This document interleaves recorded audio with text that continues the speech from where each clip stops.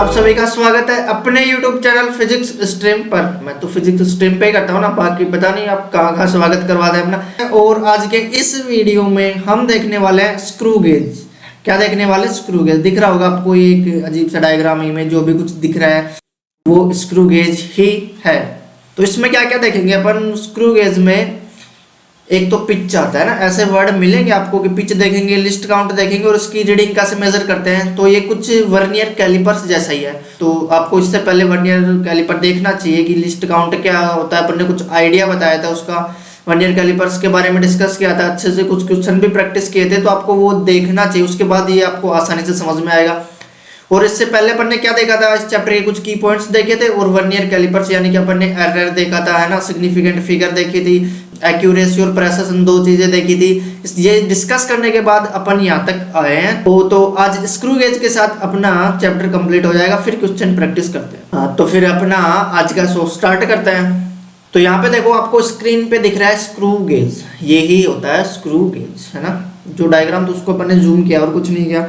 अब यहाँ पे देखो इसमें एक दो, ये देखो स्टड लिखा हुआ है ना, ये दो ऐसे दो किनारे होते हैं, स्टड होते हैं। यानी कि यहाँ पे जिस भी ऑब्जेक्ट का वैल्यू मेजर करना होता है उसको, और ये वाला स्टड एक फिक्स होता है और ये वाला से मूवेबल होता है। यानी कि यहाँ से यहाँ तक, ये वाला से शो के लिए नहीं दे रखा गया, आपको अच्छा लगे इसलिए दे रखा है गोलाई में। यहाँ तक वैल्यू, इतना वैल्यू मेजर कर सकते हैं, ये डायमीटर इतना कर सकते हैं। ये मूवेबल होता है, इसको ऐसे फिक्स कर लेते हैं। यहाँ से इसको ऐसे रोटेट किया जाता है, एंटी क्लॉकवाइज या क्लॉकवाइज, इस तरह से रोटेट करेंगे। इसको दो तरीके से रोटेट कर सकते हैं। इसमें एक स्क्रू होता है बेसिकली, इससे ज़्यादा कुछ नहीं होता। स्क्रू जैसे आप, स्क्रू कैसा होता है आपने देखा होगा, स्क्रू कुछ ऐसे ही होता होगा। उस पे इस तरह से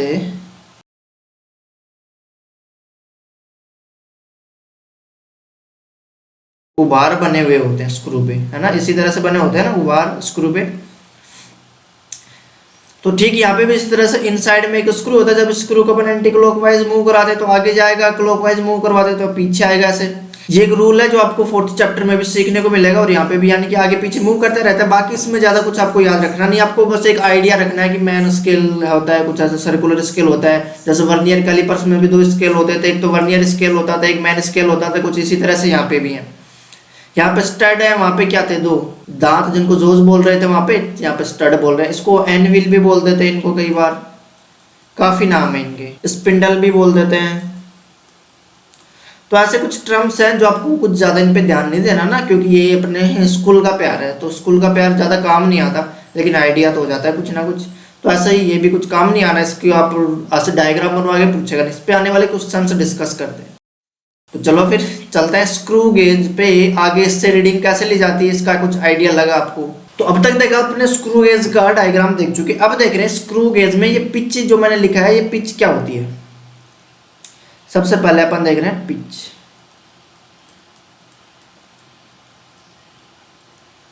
अब देखो जो अपना स्क्रू गेज में इस तरह से एक क्या होता है अपने पास में, स्क्रू होता है, स्क्रू लाइक स्ट्रक्चर ही होती है। अब स्क्रू जो अपन जनरल लाइफ में अपने घरों में देखते हैं ना, सभी मिस्त्री बन के बैठे होते हैं कुछ ना कुछ। तो स्क्रू का ऊपरी भाग ऐसे कुछ चौड़ा होता है ना। ये मान लो स्क्रू का ऊपरी भाग है अपने पास, अपर मोस्ट पार्ट स्क्रू का कुछ ऐसे है।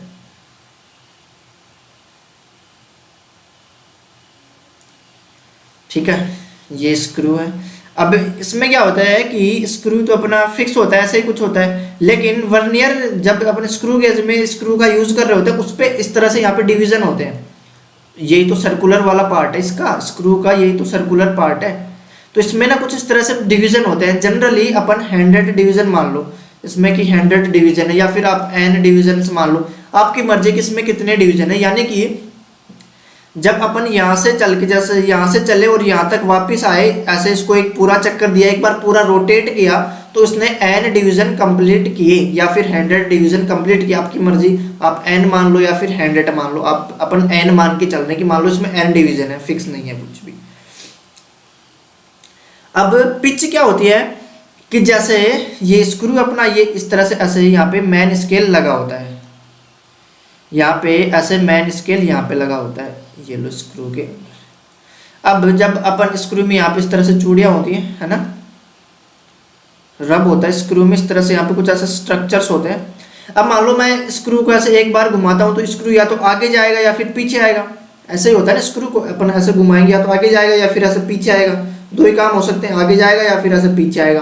तो क्या कर रहा हूँ मैं, तो एक चक्कर पूरा करने पे यानी कि एक बार पूरा रोटेट करने पे, यानी कि इसमें जितने विभाग हैं, जितने डिवीजन है, उनको एक बार पूरा घुमाने पर, ये लो पूरा घुमाया मैंने, तो ये देखो ये कुछ आगे जा रहा है मान लो, तो ये जितना आगे या फिर ऐसे मान लो कुछ पीछे आ सकता है। आगे या पीछे जितना जा रहा है उसी को अपन क्या बोलते हैं, पिच बोलते हैं।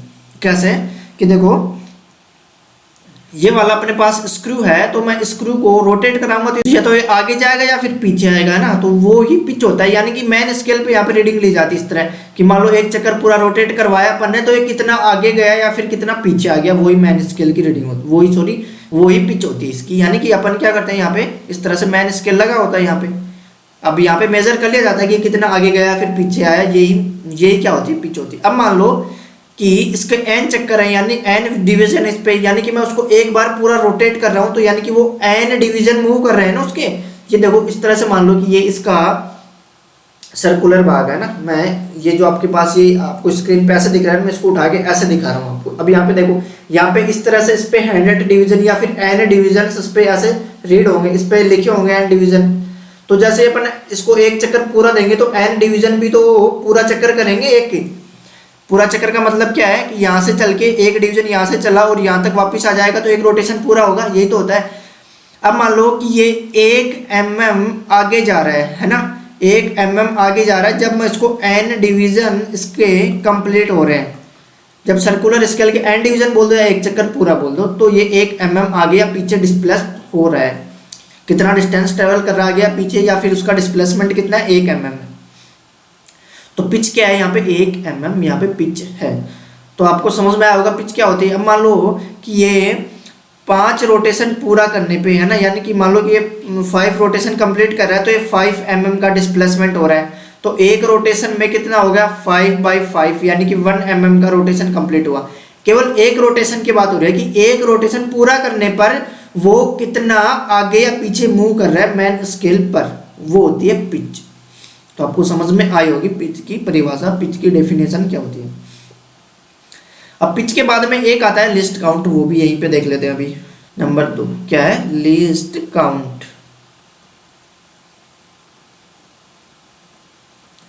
यहाँ पे देखो लिस्ट काउंट क्या होता है कि जब मैं उसको 1 mm उसका डिस्प्लेसमेंट हो रहा है, जब मैं उसको n डिवीजन कंप्लीट करवा रहा हूं, तो अब यहाँ पे बताओ कि जब एक डिवीजन कंप्लीट होगा तो वो 1/n mm डिस्प्लेस होगा।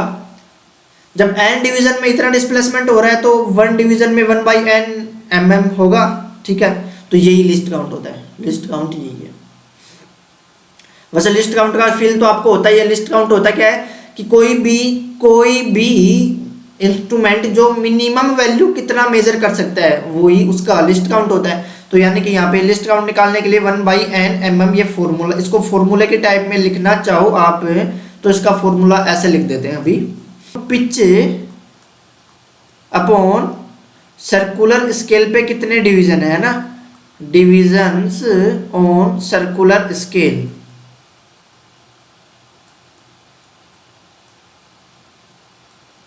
ये लिस्ट काउंट का फॉर्मूला आ गया। वहां पे लिस्ट काउंट का फॉर्मूला क्या था, वर्नियर कैलिपर्स में MSD माइनस VSD, वो भी 1 MSD माइनस 1 VSD। यहाँ पे क्या है लिस्ट काउंट का फॉर्मूला, यहाँ पे क्या है कि पिच यही तो पिच है ना, कि कितना वो आगे पीछे डिस्प्लेस हो रहा है एक चक्कर पूरा देने पे, या फिर जितने उसमें डिविजन्स है उनको रोटेट करने पे, तो वही होता है pitch upon division on circular scale. ये फॉर्मूला होता है लिस्ट काउंट का। तो यहाँ पे 2 चीजें क्लियर हुई आपकी कि लिस्ट काउंट क्या होता है और पिच क्या होती है। तो ये देखो लिस्ट काउंट और पिच हो गया। उसके बाद में मैंने बताया था कि इसकी रीडिंग कैसे ली जाती है। तो यहाँ पे देखो रीडिंग के लिए क्या किया जाता है, रीडिंग लेने के लिए सबसे पहले मैन स्केल रीडिंग MSR, यानी कि मैन स्केल की रीडिंग कितनी आ रही है, 2 रीडिंग आएंगी ना, एक तो मैन स्केल की रीडिंग आएगी प्लस यहाँ पे लिस्ट काउंट को मल्टीप्लाई कर देना सर्कुलर स्केल की रीडिंग से। ठीक ऐसा ही वर्नियर कैलिपर्स में हो रहा था। यहाँ पे MSR, यहाँ पे MSD था, मैन स्केल की रीडिंग है ना, और यहाँ पे लिस्ट काउंट था, लेकिन यहाँ पे CSR की जगह वहाँ पे क्या था, वर्नियर स्केल की रीडिंग थी, और यहाँ पे सर्कुलर स्केल की रीडिंग है, बस इतना ही डिफरेंस है। तो यहाँ से रीडिंग आ जाएगी अपनी कि मैन स्केल की रीडिंग क्या है, सर्कुलर स्केल की रीडिंग क्या है, उसको लिस्ट काउंट से मल्टीप्लाई करके ऐड कर दीजिए। तो ये, और जब तक अपने को कुछ बोला ना हो, लिस्ट काउंट दिया हुआ नहीं हो कुछ भी, तो अपन लिस्ट काउंट 0.01 क्या mm ही कंसीडर करेंगे, या फिर सेंटीमीटर में 0.001 सेंटीमीटर कंसीडर करेंगे। दो चीज़ें, या तो mm में ये लिख लो या सेंटीमीटर में ये लिख लो, एक ही बात है।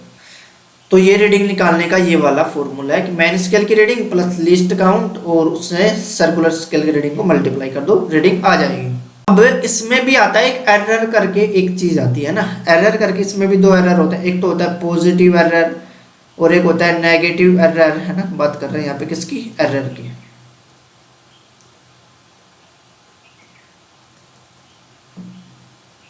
पॉजिटिव और नेगेटिव एरर दोनों होते हैं। एरर का मतलब क्या है कि जनरली क्या होता है कि मैन स्केल, जैसे मैन ये वाला मैन स्केल अपना और सर्कुलर स्केल की इनिशियली कोई रीडिंग नहीं है ना। ऐसे देखो, मान लो कि ये वाला सर्कुलर क्या है, स्केल है। अब मैन स्केल सर्कुलर स्केल दोनों के जीरो यानी कि सेम है। यहाँ पे इस तरह से मान लो कि कोई रीडिंग नहीं है इनिशियली में, तो इसमें कोई एरर नहीं होगा। लेकिन मान लो कि यहाँ पे जब कुछ भी नहीं है, यानी कि जब दोनों स्टेट एक दूसरे से क्लोज है, तो उस टाइम पे भी ये रीडिंग 5 दिखा रहा हो, 4 दिखा रहा है, 95 दिखा रहा है, 96 दिखा रहा हो, तो उस केस में एरर होता है। और एरर पॉजिटिव और नेगेटिव दोनों हो सकता है। तो यानी कि जब क्या हो कि इनिशियली जब दोनों स्टेट क्लोज हो, तो सर्कुलर स्केल का 0 नहीं हो मैन स्केल पे, उस टाइम 5 4 या फिर 9 6 ऐसे कुछ हो सकता है। बता रहा हूँ आपको कि आप सोच रहे हो कि 5 4 1 2 3 ऐसे भी हो सकते हैं। अब ये 95 96 कैसे, ये क्यों लिख रहा हूँ मैं। अब यहाँ पे देखो, मैं इसका सर्कुलर स्केल कुछ ऐसे मैं सर्कुलर स्केल बना रहा हूँ, मान लो, ठीक है। ये वाला सर्कुलर स्केल है। अब सर्कुलर स्केल की यहाँ पे ऐसे नंबरिंग होगी। ये वाला जनरली ये क्या होता है, ये वाला अपना मैन स्केल के सामने होता है, ये वाला नंबर। अब इधर 2 होगा, इधर 3 होगा, इधर ऐसे 99 होगा, 98 होगा, मतलब मान लीजिए कि इसमें हैंड राइटिंग है, तो ऐसे ही कुछ इस पे वैल्यूज मेजर होंगी, ऐसे ही उस पे कुछ वैल्यूज ऐसे मेजर होंगी। तो देखो यहाँ से मैन स्केल, अब ये क्या हो सकता है, या तो ये ऐसे मूव कर जाए, पहले से इसमें कुछ एरर है, यानी कि या तो इसका 99 वाला पार्ट इसके सामने हो, या फिर ये कुछ ऐसे मूव कर जाए, यानी कि मूव तो थोड़ा ही कर रहा है ना। एरर तो देखो, ये मूव तो इसने ना के बराबर ही किया है ना, लेकिन ये 99 आ रहा है, इधर 2 आ गया सामने, तो इस वजह से ये 1 2 95 96 ऐसे कुछ भी हो सकता है ना, या तो 50 से कम या 50 से ज़्यादा। उसमें डिस्कस करेंगे कि पॉजिटिव और नेगेटिव एरर क्या होता है। एक तो बताया मैंने यहाँ पे पॉजिटिव एरर और दूसरा बताया मैंने यहाँ पे नेगेटिव एरर। दो हो सकते हैं, क्यों हो सकते हैं दोनों बताता हूँ। जब क्या हो, पॉजिटिव एरर कब होगा, जब सर्कुलर स्केल का 1 2 3 4 या 5 इससे ज़्यादा तो नहीं होगा ना। फिर 5 से ज़्यादा तो एरर है, तो फिर उसको फेंक दो, कोई काम का नहीं रहा, फिर वो इतना ज़्यादा एरर आ रहा है तो यानी कि जब सर्कुलर स्केल के ये वाले डिवीजन से सामने हो मैन स्केल के, उस केस में पॉजिटिव एरर होता है। और जब या फिर ऐसे हो कि 99 98 97 96 95 है ना, कुछ इस तरह से जब मैन स्केल के सामने हो सर्कुलर स्केल के डिवीजन, उसको निर्देश लाइन बोलते हैं जनरली, तो नेगेटिव एरर होता है। अब देखो, ये पॉजिटिव और नेगेटिव एरर क्या होते हैं, क्यों होते हैं, इसको अपन एक जनरल एग्जांपल से समझते हैं। देखो, इसको समझने के लिए आप ऐसे देखो, वो जो कबाड़ी वाला होता है ना, रद्दी वाला, रद्दी दे दो, रद्दी दोगे उसको, आप है गहने तो निकाल के देंगे नहीं कोई उनको। तो जब आप उसको सामान दे रहे हो, तो दो चीजें, एक आप जब उसको दे रहे हो और एक आप जब उससे सामान खरीद रहे हो। एक बेच रहे हो और खरीद रहे हो, दो केसेस होते हैं। तो जब आप उसको सामान मतलब बेच रहे हो, है ना, जब आप उसको सामान बेच रहे हो, रद्दी आप दे रहे हो, तो क्या कर रहे हो, उसके पास ऐसे कुछ वैगिंग मशीन जो उसका कांटा वगैरह होगा, जिससे वो आपका सामान मेजर करेगा। तो वो आप देखोगे नहीं, है ना, तो वो क्या करता है, अपने उस कांटे को पहले से ही वो नेगेटिव में करके रख लेगा। मान लो वो नेगेटिव में, उसको 500 ग्राम पहले से उसका कांटा नेगेटिव में, 500 ग्राम नेगेटिव में। अब मान लो आपने रद्दी दी उसको, तो वो आपको मेजर करके दिखाएगा ना, आपको प्रूफ देगा वो। तो वो पहले वो मान लो आपने की, तो आपको मिला कि वो 10.5 किलो हो गई अपना, है ना, इतना आ गया 10.5 kg। आपकी जो सामान आपने बेचा वो 10.5 kg था, लेकिन ठीक है आप उसको 10.5 kg के पैसे ले लोगे आप उससे, लेकिन एक्चुअली में सामान कितना था 10.5 तो ये और 500 ग्राम ये, यानी कि 11 kg, 11 किलो सामान था जो आपने बेचा उसको, वो 11 kg था, लेकिन उसने आपको पैसे कितने के दिए 10.5 kg के ही दिए ना। क्यों? क्योंकि उसने पहले से ही उसको माइनस में 500 ग्राम करके रखा हुआ है।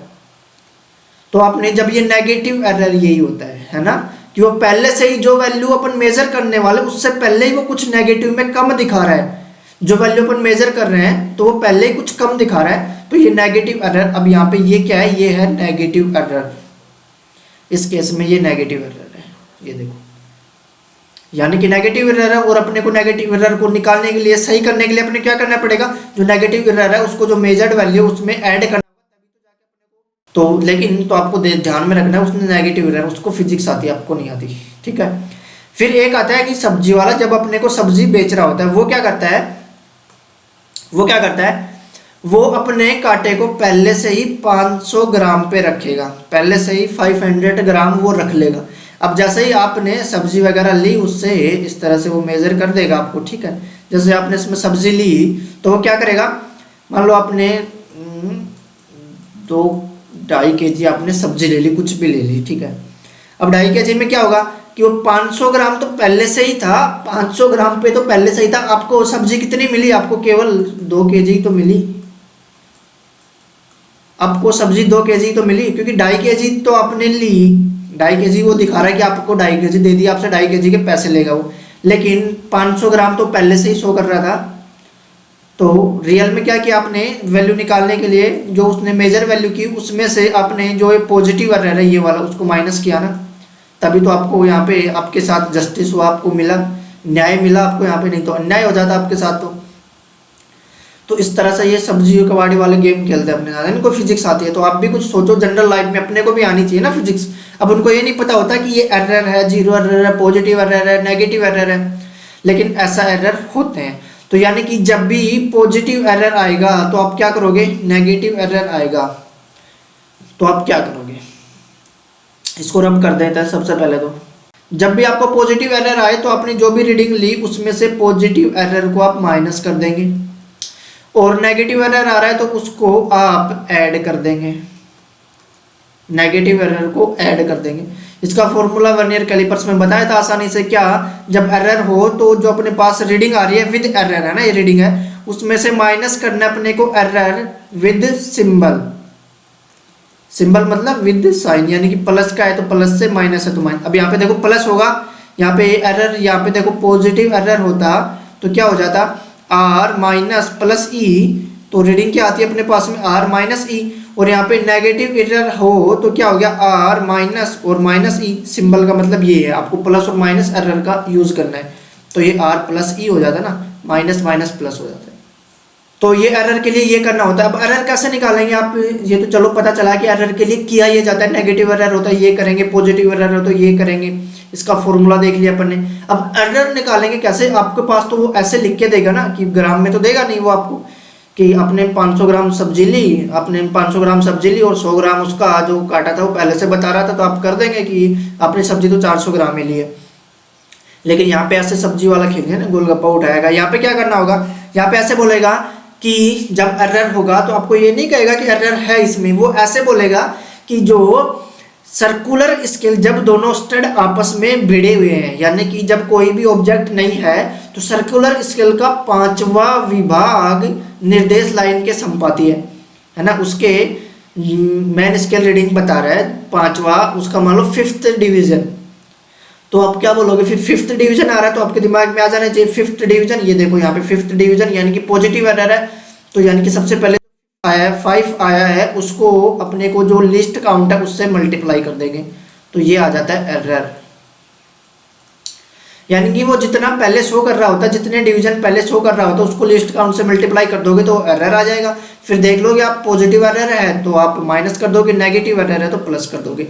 इस तरह से अपना स्क्रू गेज पे सभी कंसेप्ट खत्म होते हैं। इससे ज़्यादा कुछ नहीं पूछेगा आपसे, बस ये इसका फील होना चाहिए। और आप जैसे ज़्यादा लोड नहीं लेना यहाँ पे इसकी लैंग्वेज में कि ये एरर देगा ये वह दे। जब आप प्रॉब्लम्स लगाओगे तो आपको खुद ब खुद पता चल जाएंगे क्या चीज़ है ये, है ना। तो फिर इस तरह से अपना यूनिट एंड मेजरमेंट का लेक्चर होता है खत्म और वो चैप्टर भी होता है खत्म। तो फिर मिलते हैं नेक्स्ट वीडियो में, इसकी क्वेश्चन डिस्कस करेंगे। Thank you.